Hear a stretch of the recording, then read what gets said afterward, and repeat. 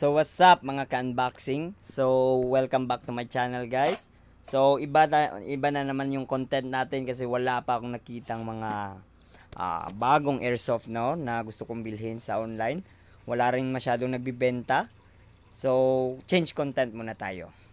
So for today's video tuturuan ko kayo paano mag-register sa online sabong.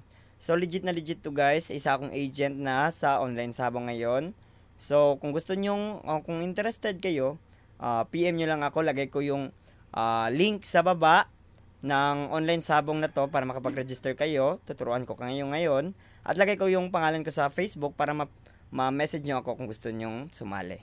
So start na tayo.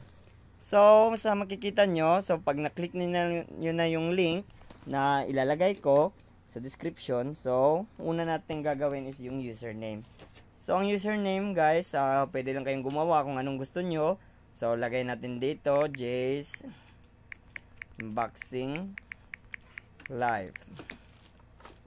To. Lagyan natin ng numero. So lagay tayo ng kahit anong password. 1 2 3 4 5 6 1 2 3 4 5 6. So lagay natin ang ating first name. So lagay ko Virgil Corpus. Lagay natin dito ang phone number natin. Dito naman sa Facebook is lagay nyo yung totoong Facebook name nyo. So ito lang naman, masyado lang madali. Click nyo na lang yung register. So pag na-click nyo itong register, may lalabas dyan na your account is waiting for approval. Please contact your agent or administrator.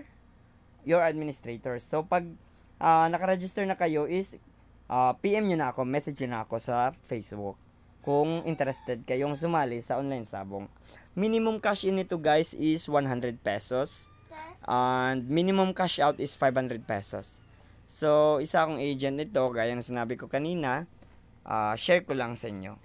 Ito yung Facebook ko para makita nyo kung saan kayo mag-PM. So ito yung mukha ko sa Facebook. Yan, Virgil Pascual Corpus Jr. So legit na legit yung itong account ko guys. Marami yung picture at marami yung post.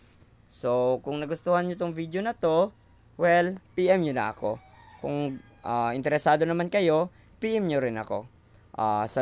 Maraming salamat sa inyo mga ka-unboxing.